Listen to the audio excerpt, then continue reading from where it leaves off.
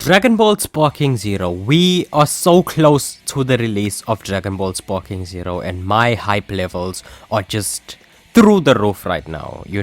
I'm literally counting the days as they go by. This might be, no, scratch that. This is the most anticipated Dragon Ball game to ever release, as it looks to not only usher in a new generation of Dragon Ball games, but to bring back the older generation with the modern twist. It's the return of the critically acclaimed Budokai Tenkaichi series of games, but this time we have a little something extra because it's been nearly 20 years since the Sparking / Budokai Tenkaichi series began, and over time we have seen so many advancements in technology and hardware. So the game is gonna look gorgeous. From what I've seen so far, I think it looks incredible.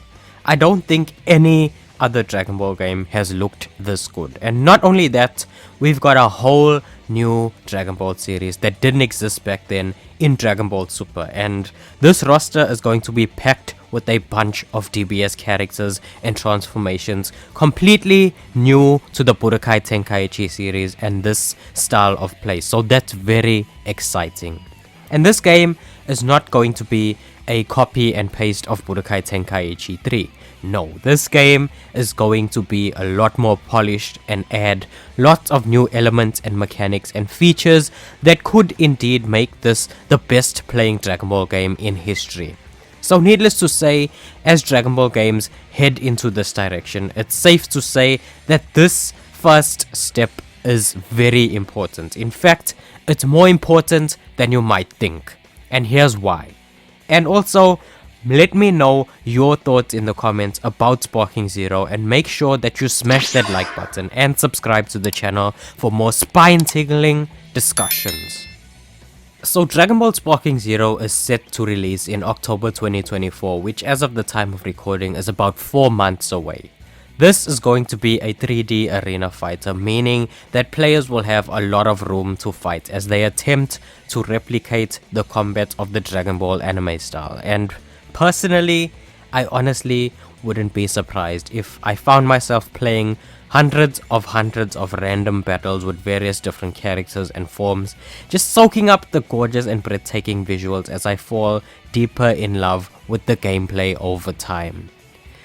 Like most Dragon Ball games, this one's plot is going to be adapted from the various different Dragon Ball manga and anime series, so I'm assuming that we get to play through the linear story of the anime depending on where in the series we start off.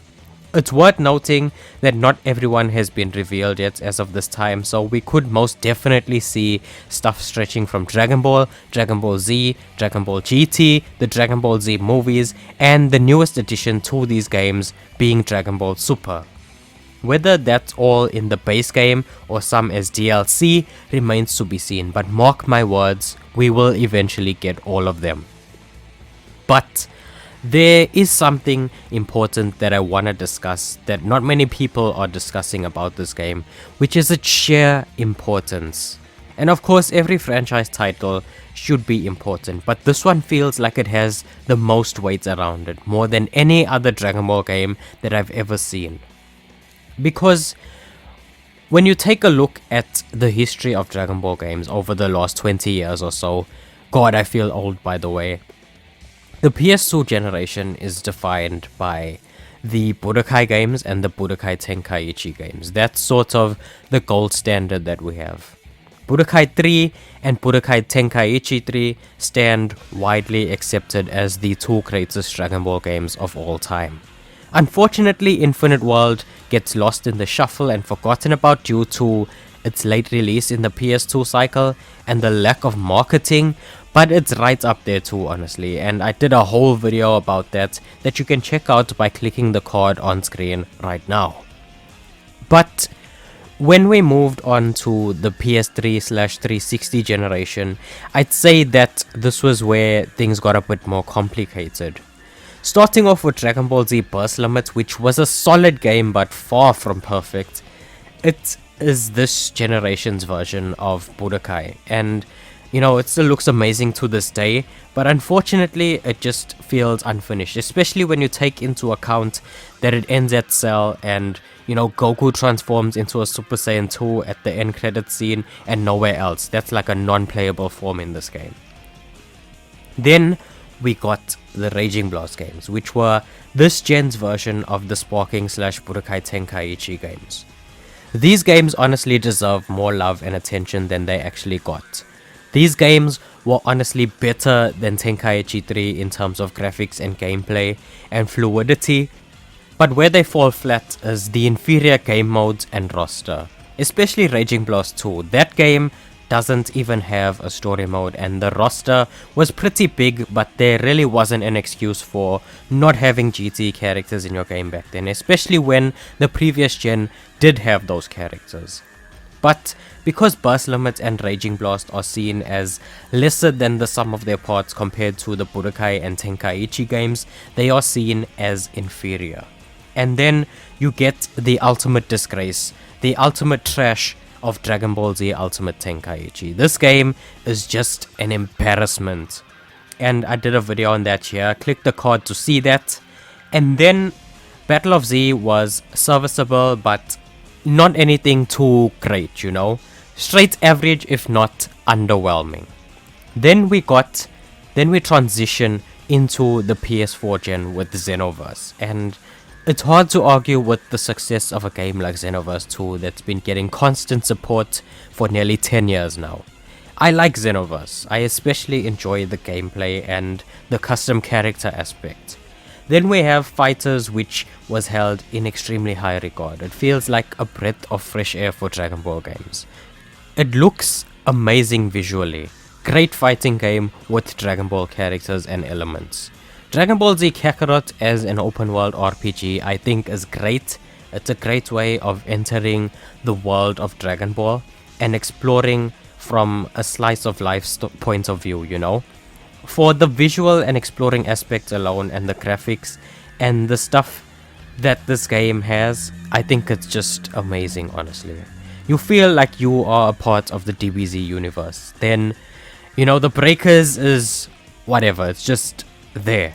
And then of course you have the mobile games, which is Dokkan and Legends as the big mobile games, and I think those are great games. Very long lifespans on both of them so far, so no problems there. And that all leads up to this. It comes down to this. Dragon Ball Sparking Zero. Again, the return of Budokai Tenkaichi. Essentially, Dragon Ball Z Budokai Tenkaichi 4. And the reason why this game is so incredibly important is because of the legacy of its predecessors. It's been nearly 20 years and we've gotten some amazing Dragon Ball games. But yet, the one that everyone keeps going on about, the one that keeps everyone awake, the one that everyone keeps talking about is Dragon Ball Z Budokai Tenkaichi 3. This game is considered the holy grail, the GOAT of Dragon Ball games. This is what Sparking Zero is going up against. It has extremely high expectations to live up to, being a sequel to that game. And for the older generation in their 20s, 30s, and even 40s, this is our time. This game being a thing, this game being announced, is catering to us. The reason why the internet exploded when it was first being revealed and, it kept building more hype and more hype is because we made noise whenever we saw, a new screenshot or a new trailer, because we were there from the beginning. We are the reason why they brought the Sparking series back. We never stopped talking about it and raving about it. Nostalgia is a powerful tool. So if this game ends up disappointing, then it's going to be the biggest fail in the history of Dragon Ball, like genuinely. All these years and all that hype for nothing. This game is a chance for us to, relive our youth and the glory days and just lose ourselves in this amazing fighting game series again. And for the younger generation who may not have been around at the time, this is their chance to see what's up and, to see what everyone else is so hyped about. I know there are a lot of fans who haven't played the Tenkaichi game, so this will be their first time. So the last thing they want is to be given a bad first impression. This game is going to unite generations, Dragon Ball fans old and new. Failure is not an option. And for the newer fans, I did a video that you can check out, essentially running down the entire history of the Sparking / Budokai Tenkaichi series, that you can check out on the left, or if you want to know how we manifested Dragon Ball Sparking Zero, you can check out the one on the right. I'll see you guys there.